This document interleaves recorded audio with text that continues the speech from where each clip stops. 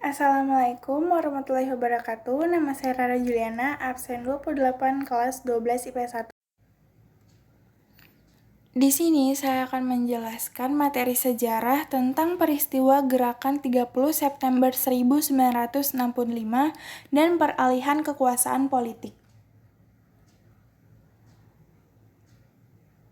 Lalu ada peta konsep yang pertama menjelang peristiwa G30 SPKI, lalu ada peristiwanya, penumpasan, serta dampak G30 SPKI.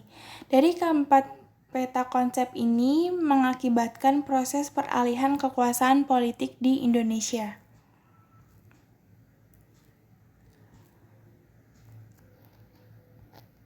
Selanjutnya ada sebab-sebab munculnya G30 SPKI, yaitu adanya isu tentang Dewan Jenderal yang akan mengadakan kudeta terhadap Presiden Soekarno. Isu ini dihembuskan PKI kepada TNI Angkatan Darat yang akan mengadakan kudeta pada peringatan ulang tahun ABRI pada tanggal 5 Oktober 1965. Lalu reaksi TNI Angkatan Darat yaitu menolak dengan tegas isu yang dilontarkan PKI dan ganti menuduh bahwa PKI yang justru akan merebut kekuasaan. Gerakan 30 September PKI gerakan ditujukan pada perwira-perwira Angkatan Darat yang dianggap sebagai perintang cita-cita PKI atau sebagai penghalang. Perwira AS yang diculik PKI antara lain yang pertama ada Letnan Jenderal Ahmad Yani yaitu sebagai Menteri atau Panglima Angkatan Darat atau Menpangat. Yang kedua ada Mayor Jenderal R. Suprapto yaitu sebagai Deputi 2 Pangat. Yang ketiga ada Mayor Jenderal Haryono MT yaitu sebagai Deputi 3 Pangat. Yang keempat Mayor Jenderal Suwondo Parman. Yang kelima ada Brigadir Jenderal Donald Izakus Panjaitan. Yang keenam ada Brigadir Jenderal Sutojo Siswo Miharjo. Yang terakhir yaitu Letnan 1 Pierre Andreas Tandean.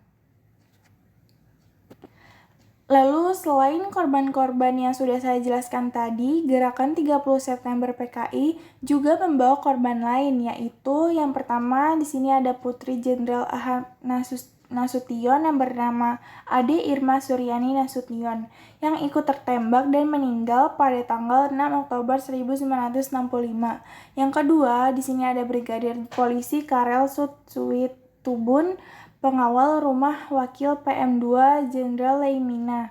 Lalu selain di Jakarta, di Yogyakarta juga terdapat 2 korban, yaitu yang pertama Kolonel Katamso sebagai Komandan Korem 72 Pamungkas Yogyakarta. Yang kedua ada Letnan Kolonel Sugiono sebagai Kepala Staf Korem 72 Pamungkas Yogyakarta. Lalu di sini ada foto-foto korban keganasan G30 SPKI di Jakarta.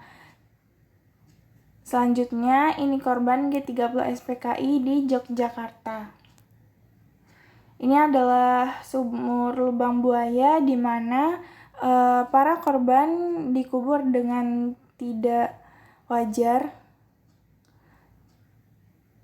Lalu setelah diketahui oleh pemerintah, korban-korban tersebut dipindahkan dan dimakamkan dengan layak. Selanjutnya, upaya penumpasan G30 SPKI mulai dilancarkan pada tanggal 1 Oktober 1965 melalui usaha-usaha antara lain yang pertama, menetralisir pasukan yang dimanfaatkan oleh Gerakan 30 September PKI yaitu A. Pasukan Batalion 503 atau yang disebut Brawijaya berhasil disadarkan dan kembali ke Jawa Timur. B. Pasukan Batalion 545 atau Diponegoro walaupun sebagian anggota tetap bergabung dengan G30 SPKI. Yang kedua, merebut tempat-tempat yang dikuasai kaum pemberontak antara lain Gedung RRI, Gedung Telekomunikasi di Jakarta dengan mengerahkan pasukan dari Kesatuan RPKAD di bawah pimpinan Kolonel Sarwo Edi Wibowo. Yang ketiga, merebut lapangan udara Halim Perdana Kusuma oleh pasukan RPKAD dengan dibantu oleh pasukan-pasukan dari 1. Batalion 238 Kujang atau Siliwangi, 2. Batalion 1 Kavaleri Setelah itu, lapangan Halim juga berhasil direbut pada 2 Oktober 1965. Yang keempat, mencari dan menemukan tempat menimbun korban penculikan pada 3 Oktober 1965 atas informasi dari anggota polisi Sukitman. Yang kelima, pada 4 Oktober 1965, jenazah korban penculikan diambil dari sumur tua di Lubang Buaya dan pada 5 Oktober 1965 dimakamkan di Makam Pahlawan Kalibata, Jakarta. Yang keenam, tokoh-tokoh kunci dalam pemberontakan G30 SPKI berhasil ditangkap, yaitu antara lain ada Kolonel A. Latif sebagai komandan penculikan berhasil ditangkap pada 8 Oktober 1965, lalu ada Letkol Untung ditangkap di Tegal 11 Oktober 1965, yang terakhir ada Den Airit ditangkap di Solo pada tanggal 24 Oktober 1965.